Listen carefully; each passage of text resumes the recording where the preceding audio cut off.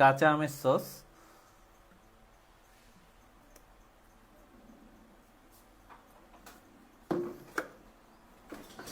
বিসমিল্লাহ করে একটা খেয়ে দেখি তো।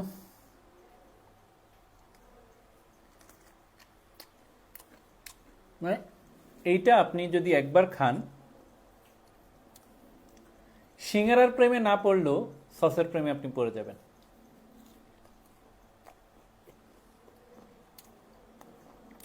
দুর্দান্ত।